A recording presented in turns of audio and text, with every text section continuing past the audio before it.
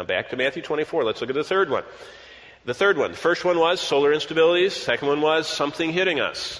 We don't know what it was. It could be a comet, could be an asteroid, could be a meteorite. It could be this monster demonic creature. We don't know. Third one, Matthew 24:29. And the powers of the heavens will be shaken. What that means is both natural and supernatural phenomena. It means, Luke continues to say that people's hearts will fail them as they look up and they see all this stuff happening. They're going to see stuff whizzing toward us. They're going to see the sun changing. They're going to be getting scorched. It says, we started this thing way back in January saying the waves will roar like they did in the tsunami. And I told you that at the end of days, enough people are going to die in the earth. It's going to be like 3 tsunamis happening each day for 3.5 years, okay? We're talking about, 1 million people a day dying. So that's what the tribulation's like. Now, if you think about the events in verse 29, the part about stars falling from heaven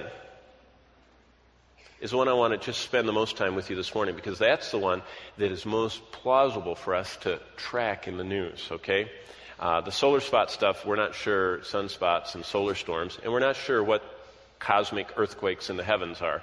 The Bible doesn't describe that. But let me talk to you about what we just read, this 1/3 of the water.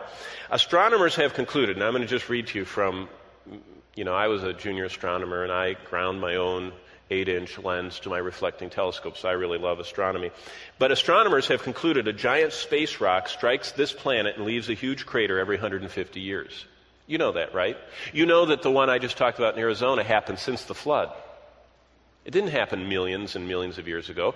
It didn't even happen 50,000 years ago. It happened since Noah's flood. Do you know how I know that? Because Noah's flood put a mile-deep layer of sediment all over the earth, and the meteor crater is on top. It's visible, okay? It's not buried under all that stuff. And so it's something that's recent, since the time of Noah. But here in the USA, we've made a national monument out of that. And as I looked down at it, I began researching that 20-meter wide or 66-foot wide rock that hit there made a 600-foot deep, 1 mile wide scar. Okay, so that's what it does. Now, what happened if a rock that size hit Newark, New Jersey? Now, God forbid. I don't know anybody personally in Newark, but you might. So I'm not saying hope it hits. But that's 10 miles. That's within visual sight of New York City. What would happen if the meteor crater happened today in Newark? I mean, would it end the world? Not really. If it hit Newark, New York City would only feel a moderate earthquake of magnitude 4.7.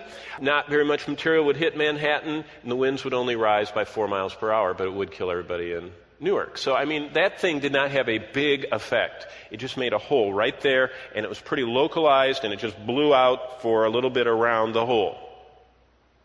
But what about the one they saw on Christmas Eve coming toward the earth that's 1,000 feet wide? Let's have that hit. If a rock from space, you want to look it up on the internet, it's called 2004 NM4. It was a near-Earth object, and there's much in the news about it. They've been announcing it ever since Christmas Eve. I'll explain that one in a minute. But if that thing hit in New Jersey, it would make a 2-mile wide crater, but it would hit New York City with a 6.4 earthquake, which would probably knock down a lot of the buildings and also throw a lot of debris. But a rock that size isn't really probably going to be life-threatening for the planet. But notice what it says in what we read in chapter 8 of Revelation. It says that it's a star, and it's so bright it flies like a torch. Let's talk about a normal asteroid.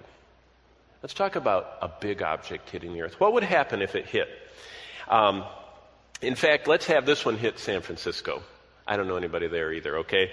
If a normal asteroid hits San Francisco, the crater would be 113 miles wide. So that would mean there would be no San Francisco or Bay Area or the Sequoias or Monterey. It would all go away, okay? That tells the story. The entire metropolis would vanish faster than you can say where you left your heart. What isn't consumed is knocked over in an earthquake of a magnitude 10.2. Now, this Sumatran was 9, they just upgraded it 9.3. This would be on the Richter scale, 1,000 times more powerful because it's of a higher, one full magnitude higher. Bigger than any record in history. Heat from the scorching fireball would turn the entire state of California to toast. That's how much radiant energy an object that big would radiate.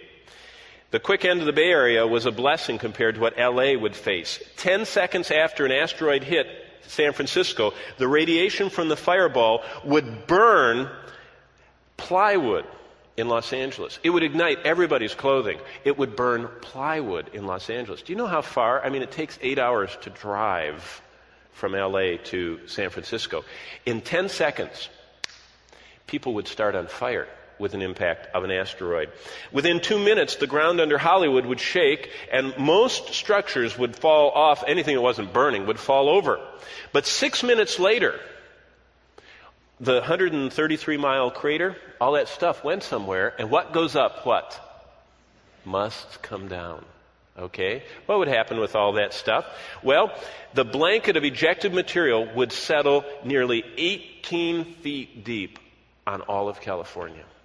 So if you didn't get ignited, within 10 seconds, or if you didn't get knocked over in 2 minutes by the earthquake, within this 6-minute period, 18 feet of crumbled rock would start falling, kind of like in Pompeii, Vesuvius. Remember that from AD 70 in history back then? Okay, so if you didn't get that, in a half hour, the impact would come with a 70-mile-an-hour wind to blow over Los Angeles to get whatever's left, okay?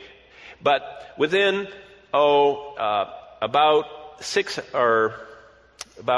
4 hours, the winds would reach Tulsa. They would only be 22 miles an hour, but we would get a foot of rock coming down out of the sky. Now, can you imagine our rooftops with a foot of dirt and rock settling on everything? That's from this event. Now, New York City would be spared most of it. They wouldn't get anything until 3.5 hours later. They would only get a half-inch blanket, and they would be fine, and they could watch it all on TV. But let's go back to Revelation 8. It says that this star fell from heaven burning like a torch. Whatever it is, it could be an asteroid, it could be a comet, it could be just a plain old meteorite, or it could be some cosmic thing we don't know about. It could be some demon called Wormwood that comes flaming out of the sky and actually poisons, and God lets him do it. We don't know. But let me tell you what the world said in 2004. In February of 2004, a California representative introduced legislation into Congress known as the Near-Earth Object Survey, and he designated $40 million of our tax dollars to look for these objects. So they started looking and paying people to find them. Anything that's 100 meters across or larger.